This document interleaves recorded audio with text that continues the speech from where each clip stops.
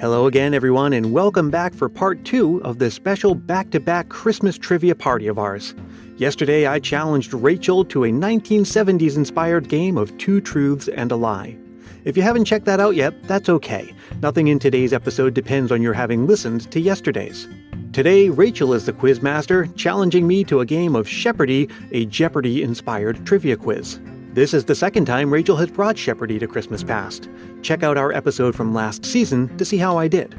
Before we dive in on today's game, let me tell you that even though Christmas is just days away, and even though this season of the podcast is winding down, there is still a handful of episodes remaining, and that means that there is still time to share a Christmas memory to appear in one of those episodes.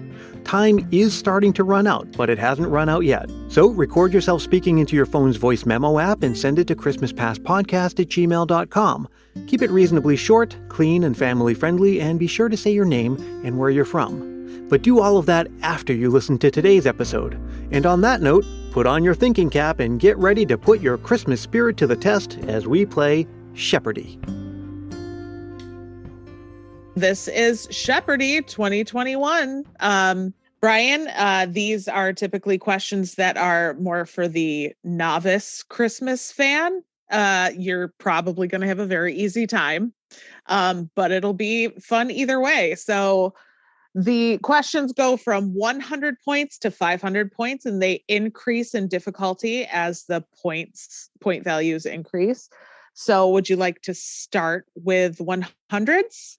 Yes, we'll start with the 100s. And before we get started, I'll just say that not everyone, obviously, if you're listening, you can't see what I'm seeing right now over this Zoom call. But behind Rachel is a board, a grid of questions, very much in the vein of Jeopardy, where we have questions different colors. So from red, yellow, green, blue, and another shade of blue, with point values going from 100 to 500. And I take it there are 5 different categories of question. Is that right? There is one category, and the category is Christmas. They just get more difficult. Okay, sounds good. So I know when I was in college and graduate school, everybody loved to make Jeopardy games for presentations. Mm-hmm. So that's kind of how I came up with the idea to do this with my family. So this is year 8 of Sheperdy. Let's start with 100. And I apologize to listeners if they hear the Velcro. Oh, no, that adds to the enjoyment. There you go. Okay, question number 1. This royal delivered her first televised Christmas message to the nation on December 25th, 1957. Okay, was that Queen Elizabeth? Queen Elizabeth the second? The second. Queen was Elizabeth it really? Yeah. Oh, okay. I was just making that up. She's all right. Queen. Yeah. All right. Next, we have 31% more diamonds are purchased at Christmas time than what other holiday? It would have to be Valentine's Day. It's Valentine's Day. Is it 31% more diamonds? That's surprising, though. Right? People giving diamond. I have certainly never given a diamond for Christmas, but I know I hear a lot of people get proposed to at Christmas time, right? So that would make sense. There's a lot of risk there, right? Yeah. Although I proposed to my wife on her birthday, so I guess usually nice. Special occasions. Third 100-point question. See, these are the easiest ones. They're 100 pointers. The Grinch is as cuddly as what? Oh, a cactus? Yes. He's as cuddly as a cactus. Oh, that was just luck that I happened to remember that. I like the Grinch just fine, but it's not like one of my top 10 Christmas specials or anything. Yeah. Yeah. And there's a lot of, there's so many Grinches now. There's the original, there's the Jim Carrey Grinch. Then there was one that came out and so you're in that camp, huh? These take 6 to 15 years to grow to the size we like them at Christmas time. It would have to be a Christmas tree. That's a Christmas tree. From a seedling to an 8-foot tree, it takes 6 to 15 years. I knew some of them took 15. I wonder if does that have to do with like climate or might be. I would think it was probably varietal. Yeah. Okay, this is the last of the $100 questions. 100-point questions. Okay. In the song Winter Wonderland, what do we call the snowman? Parson Brown. It's Parson Brown. Parson Brown. What is a parson? I know like generally what a parson is. Pastor, right? Pastor. It's a man of the cloth. Isn't a pastor though someone who manages multiple congregations? Or is it just Oh, someone? I thought I don't that, know. yeah, showing my hand here. I don't really know I much don't about know. those things. And did I learn on your show that Winter Wonderland was written by a man with dying of tuberculosis or something? I do know that fact, and I might have tweeted that or something, but I haven't done that on my show. Here we go. Because I remember like people with tuberculosis, they would go to sanatoriums, and the thought was you get them outside in the cold and that it would help. All right, 200. Here we go. All right. What do the songs Jingle Bells, Winter Wonderland, and Sleigh Ride all fail to mention in their lyrics? Oh, Christmas. I know that. Christmas. Yeah. Isn't that weird? Don't mention Christmas at all. There have to be other Christmas songs that don't mention Christmas, but I did an episode about Jingle Bells this year, and that was really interesting because it was, obviously not a Christmas song, but it was part of this thing back in the day known as a sleigh ride song. And Jingle Bells is the only one that we still know of today, but there's just a ton. It was just one of many like it, and they all kind of followed the same pattern of talking about sleigh rides, and there's usually some kind of like, someone fell out of the sleigh or people were drunk or something like that. It's been a lot of fun back in those sleighs. Yeah, they were like really big in courtship rituals and things like that. But then probably the most surprising fact is that Jingle Bells was written for a minstrel hall in Boston, Mass. And so the first time the song was ever publicly performed, it was performed in blackface. And the woman who she was doing a research study about all of this and published an article. And of course, one certain side of the media started attacking her, saying like, oh, she's saying Jingle Bells is racist, and like, oh, this is like an attack. This is part of the war on Christmas, like these woke liberals, blah, blah, blah. And she's like, whoa, whoa, whoa, whoa. Like, these are just presenting any commentary, no contextualizing. That is simply the fact. And so when I reached out to her, because I wanted to interview her, she was very wanted to make sure that I wasn't going to portray her in a negative light. Please, let's not cancel Jingle Bells. Please. Yeah, don't cancel. There's no need to cancel Jingle Bells, but knowing the history is very interesting. Right. It is interesting. All right, 200 points. What is the main ingredient in traditional gingerbread cookies? The main ingredient. It's not flour? It is flour. Okay, good. That's a tricky one. I'm trying to trap my family with that one because everybody's going to say ginger. Well, do you know the traditional gingerbread? The main ingredient was breadcrumbs. And really? Yeah. Hence bread, right? Yeah. And so I haven't tried making it yet. I really do. There's a guy on YouTube who has a channel called Tasting History, and he made traditional gingerbread. And it's like ginger, honey, licorice, breadcrumbs, and sandalwood. And sandalwood, which I basically thought that was like, something like a scent, like patchouli or something like that. Right. But it kind of looks like paprika. I think it doesn't taste like much. People would usually use it for coloring more than anything. Okay. But so then you boil all that stuff up and then you put it in a mold to dry, and it almost comes out tasting like a sticky confection.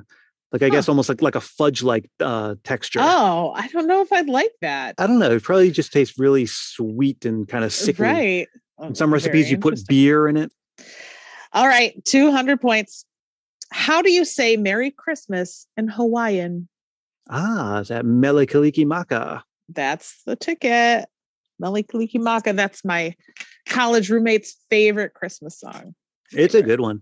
Shout out to Tim Babb from Can't Wait for Christmas. He's going to be spending the holidays in Hawaii with his family. Oh, jealous. I know, me too.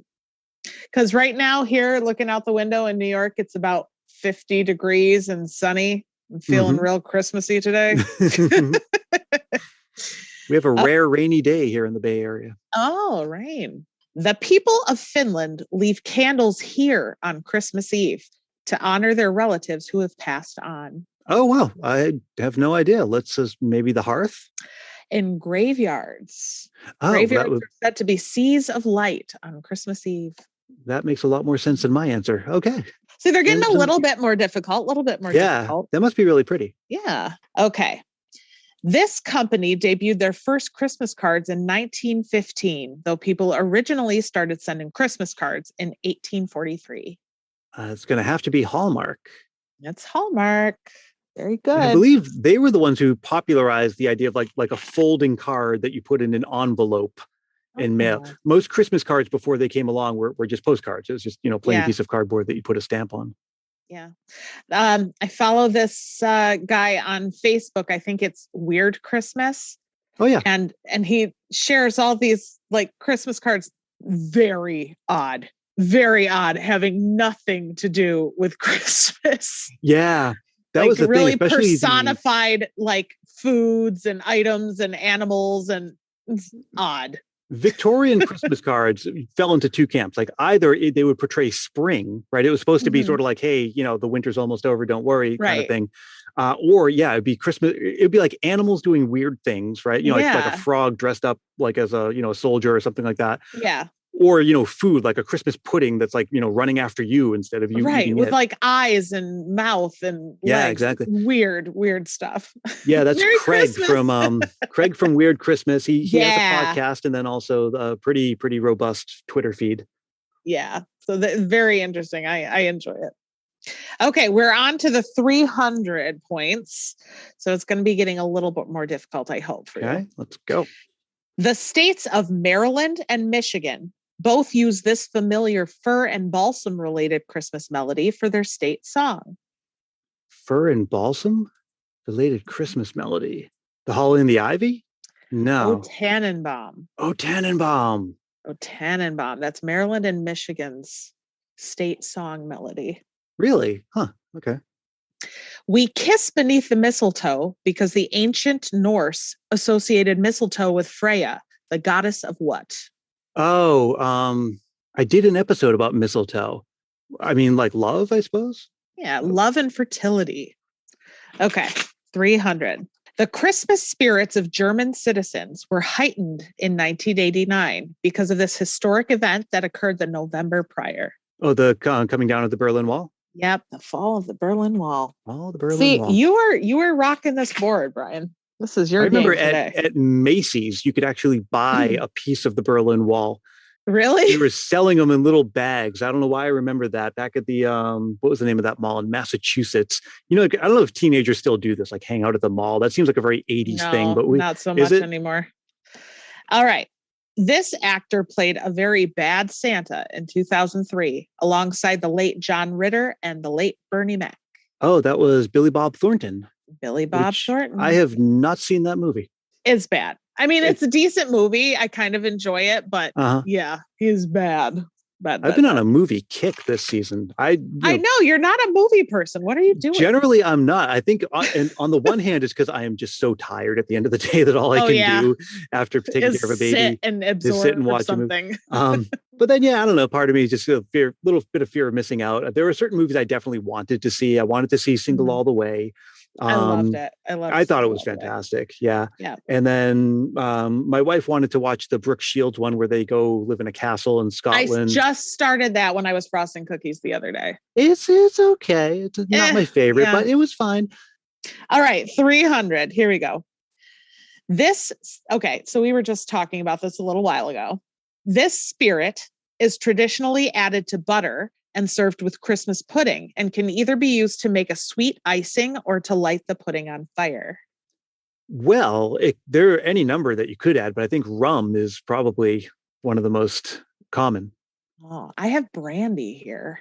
Yeah. Okay. Didn't you say cognac? Yeah, cognac. Or when you said butter, I was like, okay, hot buttered rum, because you can use rum. Yeah. The pudding that I'm going to be making today, I'm using bourbon, which I believe is whiskey. I know like zilch about alcohol. I just I buy it to make Christmas stuff. So I had to look it up, but I think bourbon's a kind of whiskey. Yes, it is. On to 400. Hopefully these are going to get pretty hard now. Here we go. Okay. This is a very long-winded one. Okay. Here we go. Let's go. This German professor of theology, priest, author, composer, former Augustinian monk, and seminal figure in the Protestant Reformation, actually had the first Christmas tree. Was it Martin Luther? It was Martin Luther. He came up with the idea of candlelit trees in 1536. Yeah, I think I talked about that in the episode on Christmas lights. And there was like, that might be true. It's like a common, because, the story was it's about the lights were supposed to remind him of the Star of Bethlehem or something like that. Okay. Which U.S. president moved Thanksgiving back from November 30th to the fourth Thursday of November to extend the opportunity for holiday shopping and help depression-strained real retailers. Yeah, that was FDR. It was FDR. Okay. What auspicious animated television event premiered in December 1965? Has to be Charlie Brown Christmas. It's Charlie Brown. Charlie Brown. Yeah, we just did an episode about that. I know. Yeah. And I listened to it and I'm like, darn it, he's going to get that one too. Well, there were a lot that came out in the 60s. That was when Mr. Magoo and... Did Frosty come out in the 60s? Yeah, Frosty's from the 60s. Okay. This European country has a tradition of a witch dropping gifts for children down the chimney. Yeah, La Befana. That's from Italy. I have that this tradition is celebrated on the night of Epiphany on January 5th. All right, last 400 pointer. What was Frosty the Snowman's nose made of? Corncob pipe and a button nose. A button nose. Good job. That was another trapper. I'm trying to trap my family because everybody's going to say carrot. Okay, moving on. 500. Okay, you talked about this pretty recently too.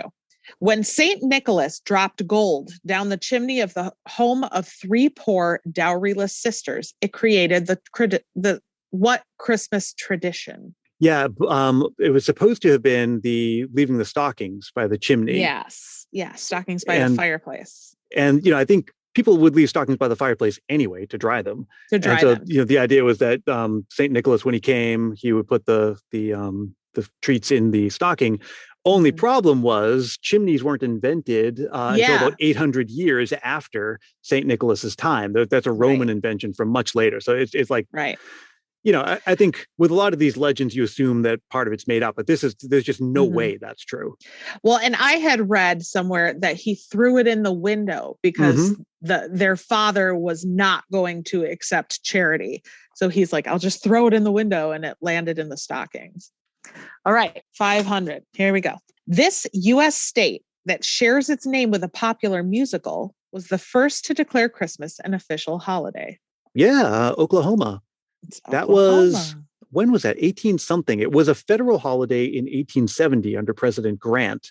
And I want to say it was like 1830 something. They were the first ones to call it a state holiday. And even so, that didn't necessarily mean much because state holiday, it was, I believe, into the early 20th century that schools and banks would still be open on Christmas Day in Massachusetts. Right. Yeah. All right. The New York Sun published this famous editorial on September 21st, 1897, a response from Francis P. Church to a question from 8-year-old Virginia O'Hanlon. Yeah, that was, yes, Virginia, there is a Santa Claus. Yes, Virginia, there is a Santa Claus. And there was a full story, a full television special based on Yes, Virginia, where Charles Bronson plays Frank Church. Really? And this was, yeah. Do you remember what year this was? I mean, it has to have been in maybe the 70s or 80s. Ed Asner's in it too, I think. Okay, 2 questions left. Let's go. Here we go. The name of this city is found in the states of Pennsylvania, Kentucky, Indiana, New Hampshire, Maryland, Connecticut, and Georgia. Well, I know there is a Christmas, Connecticut. Is it Christmas? It's not Christmas. Is it Santa Claus? No. Oh. Okay, this is one of those questions where if I add one word to this question, you're going to get it. The name of this holy city is found in the states. Oh, okay. Bethlehem. It's Bethlehem. Bethlehem. I've been to Bethlehem, Pennsylvania. It's like this old steel town. I guess it's maybe like an hour outside of Philly, I think. And it has this big rusty thing in the center. I don't know what it is, but it was obviously used for doing rusty industrial stuff. But it was, I believe, the day after Christmas of 2014, when we were moving from Massachusetts to California. We did a road trip, and that was one of our stops. And they still had a bunch of Christmassy stuff going on. It's a really cool place. All right. Last question, Brian. It's a little one. What other title is O Come All Ye Faithful known by? Adeste Fidelis? Correct. See, Brian, you dominated the Sheperdy board. You only missed 3 questions. Did I really? Only 3? The whole board, yeah. My gosh. Well, I hope that you listening at home did as well as I did, and that you had fun listening to Rachel and me play another edition of Sheperdy. Rachel, thank you so much. Thank you, Brian, and have a Merry Christmas. Hey, thanks so much for listening. Did you do better than I did? Well, no matter what, I hope you had fun and that it got you into the Christmas spirit. A big thanks to Rachel for coming on again this year and sharing her brand of Christmas cheer with the rest of the Christmas Past family. Christmas Past is produced in wonderful Willow Glen, California by yours truly, Brian Earl. As we enter the final countdown to Christmas of 2021, let's stay connected and continue sharing our Christmas spirit. You can find me on Facebook, Twitter, and Instagram, and do join our private Christmas Past Facebook group if you haven't yet. And if you're really feeling the Christmas spirit, why not help more people discover the show? It's as easy as telling a friend about it or leaving a review on Apple Podcasts. If you do leave a review, I'll send you a Christmas Past sticker and a handwritten Christmas card as my way of saying thanks. Reach out for details on that. I'll be back again before you know it with an all-new episode. Until we meet again, may your days be merry and bright.